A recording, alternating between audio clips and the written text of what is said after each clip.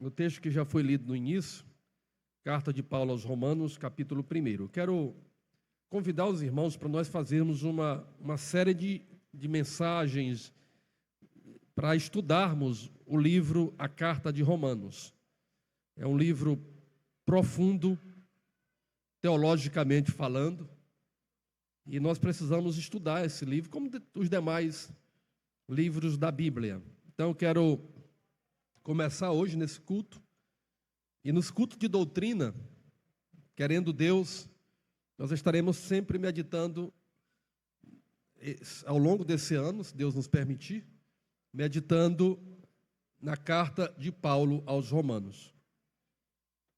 Começando hoje do capítulo 1, não vai dar para falar de todo o capítulo. Eu também não vou falar versículo por versículo, mas quero, nessa primeira mensagem, trazer aqui o propósito que Deus colocou no meu coração, que é fazer uma introdução ao estudo da carta de Paulo aos Romanos. Então vamos ler do versículo 13 ao 17. Os irmãos já lemos no início até o versículo 17. Vamos nos deter a partir do versículo 13 e vamos até o versículo 17. Diz o texto sagrado, na versão que eu estou aqui adotando, é a Nova Atualizada. Quero que vocês saibam, irmãos, que muitas vezes me propus ir visitá-los, no que tenho sido até agora impedido, para conseguir algum fruto igualmente entre vocês, assim como também eu tenho conseguido entre os outros gentios. Pois sou devedor tanto a gregos como a bárbaros, tanto a sábios como a insensatos. Por isso, quanto a mim, estou pronto para anunciar o Evangelho também a vocês que estão em Roma. Pois não me envergonho do Evangelho, porque é o poder de Deus para a salvação de todo aquele que crê, primeiro do judeu e também do grego. Porque a justiça de Deus se revela no Evangelho, de fé em fé, como está escrito: o justo viverá por fé. Diga comigo a última parte do versículo 17. O justo viverá por fé. Glória a Deus. Meus amados, a carta de Paulo aos Romanos, ela foi escrita pelo apóstolo Paulo, embora ele não tenha escrito a punho, mas ele ditou para que um dos seus discípulos escrevesse. Ela foi escrita no ano aproximadamente, no ano 57 depois de Cristo. Segundo o comentário da Bíblia de Estudo Pentecostal, a Epístola aos Romanos, que é o primeiro livro do Novo Testamento, cuja autoria é atribuída ao apóstolo Paulo. O apóstolo Paulo foi o autor de um maior número de livros da Bíblia, as epístolas, as cartas. Ele escreveu 13 cartas. Dos 27 livros do Novo Testamento, ele escreveu 13 cartas. Então, é o escritor que maior número de livros ou cartas escreveu em toda a Bíblia Sagrada. O evangelista João escreveu também o Evangelho de João, escreveu as 3 epístolas que levam também o seu nome, primeira epístola ou carta de João, primeira, segunda e terceira de João, e escreveu o livro de Apocalipse. Então, ele escreveu 5, mas não se iguala ao apóstolo Paulo, que escreveu 13 cartas. O livro de Romanos é considerado, no Novo Testamento, o primeiro livro escrito pelo apóstolo Paulo. Esta carta, a carta de Romanos, é a mais longa das escritas pelo apóstolo Paulo. E também, de acordo com o comentário da Bíblia de Estudo Pentecostal, essa carta ela é considerada a mais influente dentre todos os escritos do apóstolo Paulo. A Epístola aos Romanos contém a mais aprofundada teologia, isto é, o estudo e a consideração de Deus, da fé cristã e das questões espirituais. Então, a Carta aos Romanos é considerada um livro profundo, uma carta profunda, teologicamente falando, porque traz as considerações sobre Deus, o Pai, o Filho e o Espírito Santo, também sobre a fé cristã e outras questões que são bastante relevantes para a espiritualidade. Principalmente o relacionamento de Deus com a humanidade e com o mundo. Então, o livro de Romanos, a carta aos Romanos, também fala sobre isso. Paulo, meus irmãos, escreveu esta epístola em conexão com sua missão. Missão que foi dada por Deus, de levar a mensagem do Evangelho. Tanto é que o apóstolo Paulo, ele é chamado, ele é classificado como o apóstolo dos gentios, porque ele não pregou só para os judeus, ele pregou principalmente para os gentios, né? Ele visitou toda aquela região da Ásia Menor e chegou até a Europa, o país hoje chamado, conhecido como Turquia. Ele também chegou em Roma, né, onde ele morreu, né, ele foi preso em Roma, na Itália. Então ele chegou à Europa, ele pregou na Ásia e pregou na Europa, e não tinha a mesma facilidade de transporte que nós temos hoje. As viagens daquela época ou era a cavalo, animal, ou era de navio. Não tinha carro, não tinha veículos, não tinha aeronave, né?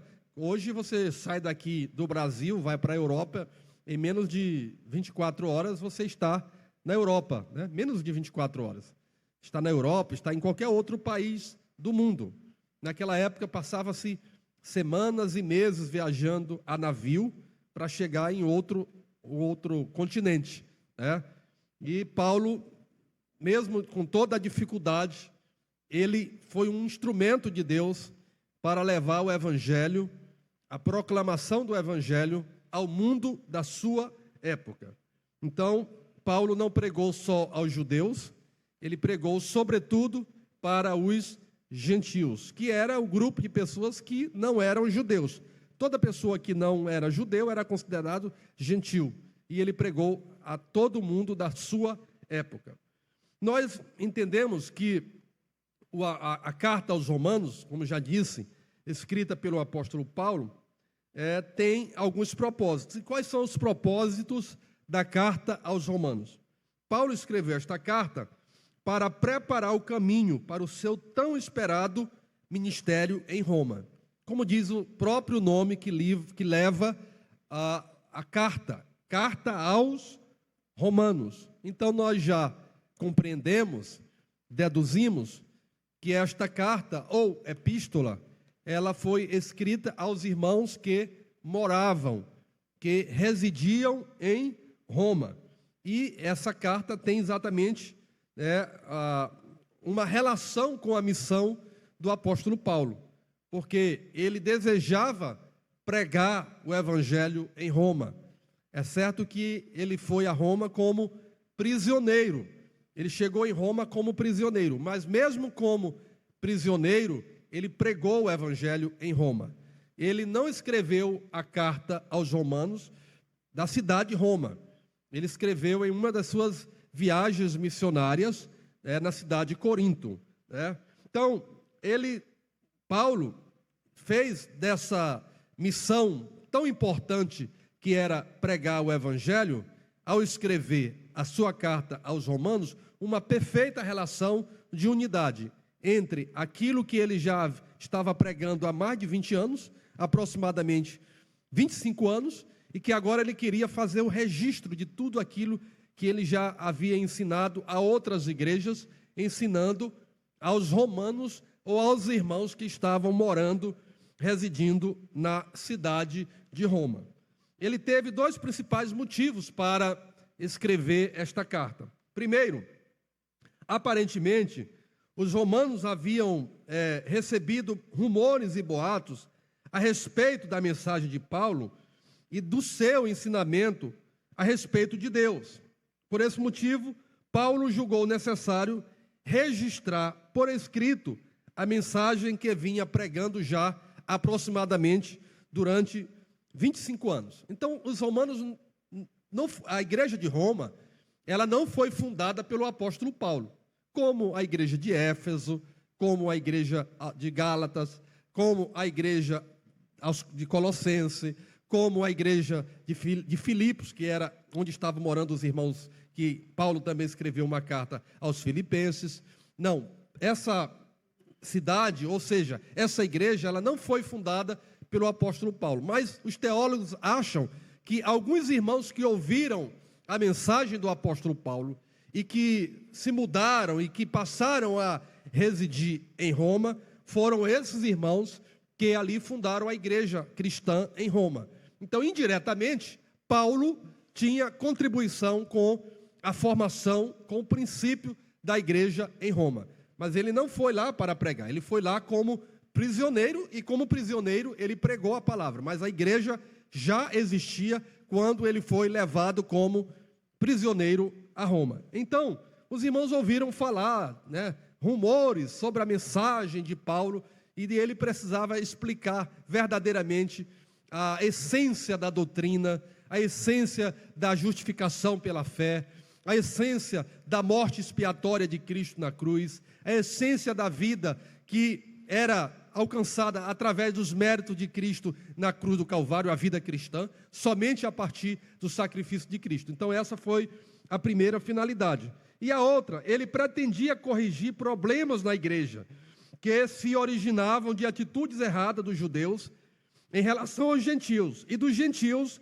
em relação aos judeus. Havia uma separação, mesmo aqueles irmãos sendo cristãos, mas eles não se relacionavam muito bem com os crentes judeus. Havia uma separação, havia uma inimizade.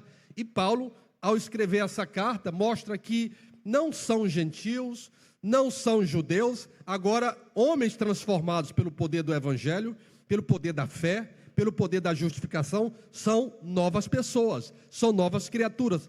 Tanto gentios como judeus, eles constituem a igreja de Cristo Jesus. E não há razão para separar-se, não há razão para conflito, não há razão para repúdio entre os irmãos, aqueles que eram considerados gentios e os que eram judeus. Eles precisam agora entender que são uma só família, o povo de Deus. E ele escreve essa carta também para corrigir esses equívocos e também para eliminar aquela confusão, aquele conflito que havia entre judeus e gentios.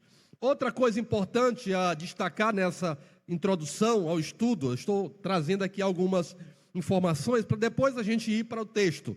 É lógico que hoje nós vamos ficar mais nessa introdução, mas eu disse aos irmãos, e eu quero inclusive pedir aos irmãos que leiam a carta aos Romanos, Eu sei que você é um leitor da Bíblia, passe a partir de hoje a ler diariamente, a estudar a carta aos Romanos, porque assim você também irá contribuir conosco, seja na igreja, seja em outras pequenas reuniões, falando daquilo que Deus revela na sua palavra na carta aos Romanos. Então, outra coisa importante a se destacar nessa carta é a visão panorâmica da carta aos Romanos. O tema da epístola é apresentada nos versículos 16 e 17. Eu quero pedir que você leia comigo os versículos 16 e 17 do primeiro capítulo. Por favor, alguém pode até nos ajudar na leitura aí, um dos obreiros aqui? Versículos 16 e 17. Pode.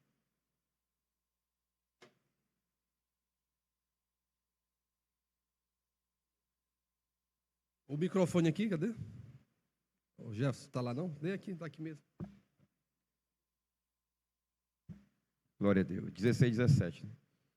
Porque não me envergonho do evangelho de Cristo, pois é o poder de Deus para a salvação de todo aquele que crê, primeiro do judeu e também do grego, porque nele se descobre a justiça de Deus de fé em fé, como está escrito, mas o justo viverá da fé. Glória a Deus. Então, qual é o tema da carta aos Romanos? Qual é o tema, meus irmãos? Por esses versículos? A justiça e a fé. A justiça que é produzida pela fé. Esse é o tema geral da carta aos Romanos. Paulo expressa o poder da mensagem de Cristo de salvar as pessoas espiritualmente e conduzi-las a um relacionamento correto com Deus. Esse dom da justiça vem de Deus e é a resposta para o seu juízo contra o pecado. A justiça, nós vamos pregar lá pelo capítulo 5, pelo capítulo 6, a doutrina da justificação, que é uma das doutrinas que nós encontramos na carta de Paulo aos Romanos. Mas aqui no versículo 16 e no versículo 17, nós encontramos o tema geral da carta. Justiça que é produzida pela fé, de fé em fé. Deus revela e fornece esse dom por intermédio de seu Filho, Jesus Cristo, que propiciou uma maneira para que fôssemos perdoados de nossas transgressões contra Deus e restaurados a um relacionamento com Deus. E aí nós já vamos passar a entrar exatamente agora no texto, mostrando que a nossa vida, conforme Paulo diz, eu não me envergonho do Evangelho. Por quê? Porque o Evangelho é o poder de Deus para a salvação de todo aquele que crê. Glória a Deus por isso. Esse poder de Deus, ele se manifesta, ou ele se manifestou, ele se materializou em Cristo Jesus. Por isso que Paulo diz, eu não me envergonho do Evangelho. Eu não me envergonho de pregar a palavra de salvação. Porque o que é Evangelho? Evangelho, o próprio nome significa boas novas. Boas novas de quê? Boas novas de salvação. O irmão Nilson está me trazendo aqui, a versão deve ser a NVT, nova versão transformadora, versículo 16. Pois não me envergonho das boas novas a respeito de Cristo. Então o Evangelho significa o quê? Boas novas. Por onde Paulo passava, aonde Paulo ia, ele anunciava essas boas novas de salvação. Então o tema tem tudo a ver com a missão do apóstolo Paulo. A justiça que é produzida pela fé. A fé em quem? A fé em nosso Salvador Jesus Cristo. É o Cristo Jesus, o nosso Senhor e o nosso Salvador, que perdoa os nossos pecados a ponto de nós recebermos a salvação, conforme o próprio Paulo escreveu a sua carta aos Efésios 2:8. Porque pela graça sois salvos por meio de quê? Da fé. Isto não vem de vós, é dom, e é um dom gratuito de Deus, graças a Deus por isso. Então, nesta carta, ele apresenta as verdades fundamentais do Evangelho, que são exatamente as boas novas e a verdade a respeito do perdão e da salvação espiritual por intermédio da fé em Jesus Cristo. O principal tema, ou tema geral da carta, é sendo justificado pela fé. Por isso que no versículo 17, ele nos diz, o justo viverá da fé. Bendito seja o nome do Senhor Jesus Cristo. Então o tema do livro contém a justiça pela fé. Não devemos nos envergonhar do Evangelho, como crentes que nós somos, servos de Deus, alcançados pela misericórdia do Senhor, justificados pela fé. Meus amados irmãos, nós vivíamos perdidos, sem perspectiva, sem esperança, sem paz. Nós estávamos no mundo, mas no dia em que você aceitou, no dia que eu aceitei, no dia que nós aceitamos a Cristo como nosso Salvador, nós recebemos o perdão dos nossos pecados. Por isso que o tema do livro é a justiça pela fé. Essa justiça não veio de nós, ela não veio por nosso intermédio. Essa justiça foi uma dádiva de Deus a toda a humanidade. Só que nós precisamos ter fé. A fé que tem relação com a salvação. Olha o que diz a Bíblia: sem fé é impossível agradar a Deus. É por meio da fé que nós alcançamos a salvação. É preciso ter fé que Jesus Cristo veio do céu, se fez homem, habitou entre nós, se sacrificou, morreu em nosso lugar, para nos dar o quê? Vida eterna, para nos dar a salvação. Nós não éramos merecedores. Isso é fé, meus irmãos. É preciso ter fé do que aquilo que está escrito nesta palavra é a verdade. Como diz João 17:17, santifica-os na verdade, a tua palavra é a verdade. É preciso ter fé para acreditar nas promessas de Deus. É preciso ter fé para que você ore ao Senhor e tenha a convicção, a certeza de que a sua oração será respondida. Isso é fé. E é por isso que a Bíblia diz que sem fé, está lá em Hebreus, é impossível agradar a Deus. Então essa justiça é o tema de todo o livro da carta, ou seja, de toda a carta aos Romanos. A justiça pela fé. Não devemos nunca, meus amados irmãos, nos envergonhar, a exemplo do apóstolo Paulo. Paulo não se envergonhou do Evangelho, desde o dia em que ele teve aquele encontro com Jesus Cristo a caminho de Damasco. Vocês conhecem a história do apóstolo Paulo.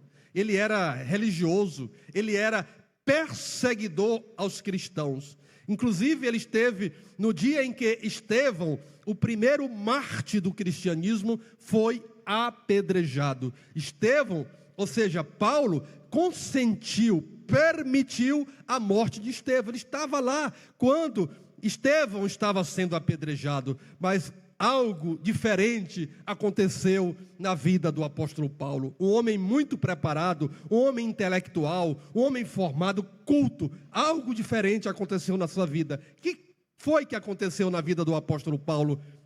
Ele teve um encontro pessoal com Jesus Cristo. Teve um encontro com Jesus Cristo. Ele ficou cego, perdeu a visão, mas Deus restaurou a sua visão, concedeu-lhe o dom do Espírito Santo, concedeu-lhe o dom da palavra, e a partir daquele dia, ele passou a ter uma nova vida, deixou de ser o Saulo para transformar-se no Paulo, o maior missionário de todos os tempos. E ele diz: eu não me envergonho do Evangelho, porque o Evangelho traz vida, experiência de vida, experiência pessoal. Meu amado irmão, minha amada irmã, você não pode se envergonhar do Evangelho, porque o Evangelho trouxe vida para você, o Evangelho trouxe paz para você, o Evangelho trouxe esperança para cada um de nós, o Evangelho trouxe para nós o direito de vida eterna. Bendito seja o nome do Senhor. Glória a Deus. Então, anuncie as boas novas de salvação. Nós estamos falando aqui uma mensagem introdutória sobre o estudo da carta aos Romanos, onde nós aprendemos nesses dois versículos principalmente, 16 e 17, que traz o tema de toda a carta, que traz o tema de todo o livro, a justiça pela fé. E no versículo 16, nós temos uma palavra de motivação, uma palavra de ânimo, uma palavra de convicção. Nós não podemos nos envergonhar de anunciar as boas novas. As boas novas aos nossos amigos, as boas novas aos nossos vizinhos, as boas novas ao nosso bairro, à nossa cidade e até a outros lugares, a outros estados, a outros países, como nós ministramos aqui no domingo no culto de missões. Essa é a nossa missão. Porque as boas novas transmitem esperança. Não é verdade, meus irmãos? Nós fomos alcançados por essas boas novas e hoje nós temos esperança. Essa é a mensagem que Deus quer que cada um de nós levemos. A mensagem de esperança. Quantas pessoas estão vivendo sem esperança? Desesperançados, sem perspectiva de vida, principalmente nesse mundo pós-moderno, em que é nítido o aumento do adoecimento psíquico-social. As pessoas estão adoecidas, vivem sem esperança, mas nós temos, pela bondade de Deus, pela graça de Deus, a mensagem da esperança. Glória a Deus! Você tem com você, no seu coração, na sua mente, porque você guarda a palavra de Deus no coração. Você vem aos cultos ouvir a mensagem, você lê a Bíblia em casa, faz o culto doméstico, culto familiar, participa de GF, vem para a escola bíblica dominical. Você tem a palavra de Deus no coração, e se tem a palavra de Deus, tem Cristo no coração, e se tem Cristo no coração, tem o Espírito Santo dentro de você, e se tem o Espírito Santo dentro de você, você tem a mensagem da esperança. Glória a Deus. Aleluia. A mensagem da esperança. E a mensagem da esperança vai produzir fé no coração do pecador, vai produzir fé no coração do desalentado, vai produzir fé no coração do triste, do angustiado. A mensagem de esperança vai trazer perdão, reconciliação, e você não pode se envergonhar dessa verdade. Não se envergonhe dessa verdade. Não seja um 007, um espião de Cristo. Aonde quer que você esteja, em quaisquer circunstâncias, mostre que você é cristão de verdade. Que você tem uma mensagem de esperança. Aproveite as oportunidades. O irmão Nil hoje está inspirado aqui para me ajudar. Agora temos uma viva esperança. Obrigado, irmão Nil. 1 de Pedro 1:3. Agora temos uma viva esperança e uma herança imperecível, pura e imaculada. Aleluia. Glória a Deus. Você tem uma viva esperança. Paulo ainda diz lá no capítulo 5 de Romanos que a tribulação produz a paciência produz a experiência, e a experiência produz a esperança. E essa esperança não traz confusão. Por quê? Porque o amor de Deus está derramado em nossos corações. Você tem a mensagem de esperança. E se tem a mensagem de esperança, lógico que você tem a mensagem, que nós temos a mensagem da vida eterna. Glória a Deus. Então aproveite, já que você tem essa mensagem, publique, notifique, fale, anuncie dessa verdade. Glória a Deus. Então, aqui nós aprendemos o valor da palavra de Deus, e valorizando o que está na Bíblia, eu entendo que eu não posso me envergonhar do Evangelho, que eu fui justificado pela fé. E agora, o versículo 17 diz: porque a justiça de Deus se revela no Evangelho. Olha, irmãos, a justiça de Deus se revela no Evangelho. Eu não quero aqui antecipar a doutrina da justificação, porque será um objeto de estudo dos capítulos posteriores, capítulo 5, capítulo 6 de Romanos. Mas eu estou dizendo que a justiça de Deus, conforme está no versículo 17, se revela no Evangelho de fé em fé. Ou seja, nós nos tornamos puros, perdoados, regenerados, justificados, porque a justiça de Deus apagou toda a nossa história de pregressa, o nosso passado de pecado. Deus não nos considera mais hoje pecadores culpados. Nós fomos absolvidos do nosso pecado, porque Ele nos amou primeiro, enviando seu Filho Jesus Cristo para morrer em nosso lugar. Nós ouvimos o Evangelho. O crer vem pelo ouvir. E o ouvir o quê? Ouvir a palavra de Deus. Nós ouvimos o Evangelho. Passamos a acreditar no Evangelho. E agora vivemos de fé em fé. Bendito seja o nome do Senhor. De fé em fé. E aí Paulo acrescenta que o justo viverá da fé.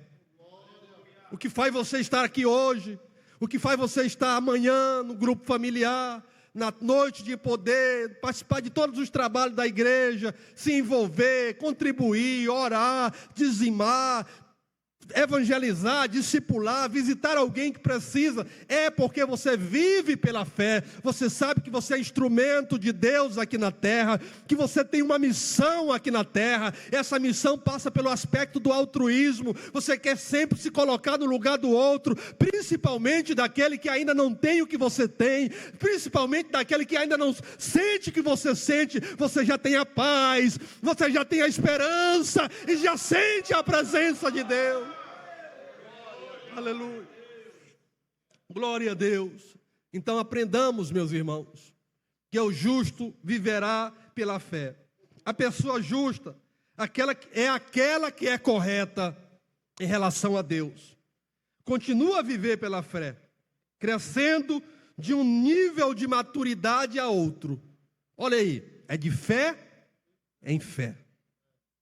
A nossa vida não pode estagnar.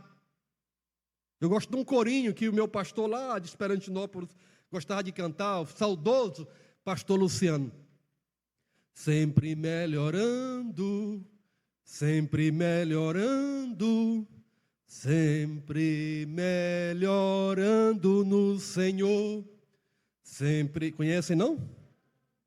Sempre melhorando. Cadê os músicos? Sempre melhorando, sempre melhorando, sempre melhorando no Senhor. Sempre melhorando, vamos? Sempre melhorando, sempre melhorando no Senhor. Cristo é minha vida real. Cristo é minha vida real. Cristo é minha vida real. Sempre melhorando no Senhor. Mais uma vez. Sempre melhorando. Sempre melhorando no Senhor. Sempre melhorando, sempre melhorando, sempre melhorando no Senhor. Cristo é minha vida real. Cristo é minha vida real. Cristo é minha vida real. Sempre melhorando no Senhor. Glória a Deus. Então é de fé em fé. A justiça de Deus, que foi nos transmitida pelos méritos de Cristo na cruz, ela é alcançada agora de fé em fé. A Miriam de hoje, a Miriam de amanhã tem que ser melhor do que a Miriam de hoje. Entendeu, irmã Miriam? A irmã Márcia de amanhã deve ser melhor do que a irmã Márcia de hoje. E assim todos nós. Todos nós. Mais dedicação. Os músicos devem ser melhor do que hoje, amanhã. Mais afinado. Orar mais quando chegar no culto, em vez de estar conversando. Entendeu, meus irmãos? É melhorando. É melhorando para o Senhor, porque músico também precisa orar. Não é verdade? Vocês concordam comigo? Diga amém. É? Glória a Deus, vocês são bênçãos, só que precisa melhorar. O pastor é bênção, mas precisa melhorar. É de fé em fé. Até chegar à estatura de varão perfeito. Quando é que nós vamos chegar à estatura de varão perfeito? Lá no céu. Mas até chegar lá, vamos nos esforçar de fé em fé. Glória a Deus. De fé em fé. E o irmão Araújo colocou aqui, a fé é o firme fundamento. É o que está lá em Hebreus, né? Das coisas que se vê. E a prova das coisas que não se vê. É o firme fundamento. Então, o que seria de nós se não fosse a fé que nós temos em Cristo? Não é verdade, meus irmãos? Então, o que seria a fé para alcançar a justiça da salvação? O que seria a nossa fé para alcançar a justiça e a salvação? De acordo com o comentário da Bíblia, essa mensagem tirei toda da Bíblia de Estudo Pentecostal, viu, irmãos? A fé em Jesus Cristo é a única condição ou requisito para recebermos o dom gratuito de Deus, que é a salvação espiritual. Está acompanhando aí, né? É o único requisito. A fé em Jesus Cristo. Só precisa disso. Porque Ele morreu na cruz, Ele pagou o preço, Ele se sacrificou. Só o que precisa da parte humana é ter fé. É ter fé que Ele morreu. É ter fé que Ele nos amou. É ter fé que Ele se sacrificou. Sem nenhum defeito, sem nenhuma mácula, sem nenhuma mancha, como Cordeiro de Deus. É só isso que Ele espera de nós. É ter fé nas promessas dEle. Fé e esperança de que um dia nós sairemos desse torrão e subiremos para a glória celestial. Você tem essa fé, meu amado irmão, minha amada irmã? Glória a Deus. Fé que os teus pecados foram perdoados. Irmão, tem crentes que carregam uma culpa que é irreal. Jesus já perdoou todos os nossos pecados. Tem gente que carrega uma herança hereditária maldita. Não existe isso, meu amado irmão. Não estou dizendo que no mundo espiritual não exista herança hereditária maldita. Existe. Mas Paulo, escrevendo aos Gálatas, diz que Jesus Cristo tornou-se maldito em nosso lugar. Ou seja, toda aliança maldita, todo confronto maldito, toda tristeza foi quebrada, toda maldição foi quebrada no dia em que nós aceitamos a Jesus pela fé. Então não existe aquela coisa que o inimigo tenta colocar na sua mente ou na nossa mente. Ah, você está sem jeito, você pertence a uma família amaldiçoada, você carrega consigo uma maldição. Não, Jesus já quebrou toda a maldição, nós somos livres. Quem entendeu isso, diga glória a Deus. É fé, meus irmãos.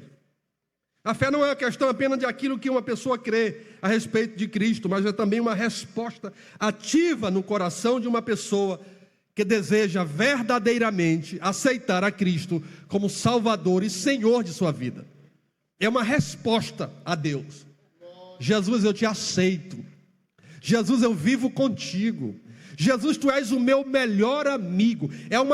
Não é só acreditar que existe um Deus, é você ter atitude. Jesus, eu te amo, eu presto a ti todo dia o meu culto, a minha oração, a minha adoração. Jesus, eu te louvo. Jesus, eu vou para a minha congregação. É uma atitude que glorifica e que exalta o nome de Jesus. Isso é fé. Glória a Deus. O Novo Testamento apresenta a descrição e o padrão de fé para todos nós. Não só o livro de Romanos, mas todo o Novo Testamento. Isso inclui pelo menos 4 elementos principais. Eu vou só ler isso aqui e encerrar. Primeiro, a fé significa crer firmemente que Cristo morreu pelos nossos pecados e ressuscitou dos mortos para nos trazer a vida. E a seguir confiar nele como nosso Senhor e Salvador pessoal. Como diz lá o versículo 17. No finalzinho do versículo. O justo viverá da fé. A fé envolve crer com todo o coração. Crer de todo o coração. Submeter nossa vontade e nos dedicar completamente a Jesus e aos seus propósitos revelados na Bíblia. Esse aqui é o primeiro das características que o Novo Testamento apresenta. Fé é isso. Significa crer firmemente em Cristo, que Ele morreu, que Ele ressuscitou e que nós precisamos ter fé no coração para vivermos uma vida de intensidade, de comunhão com Ele diariamente. Glória a Deus.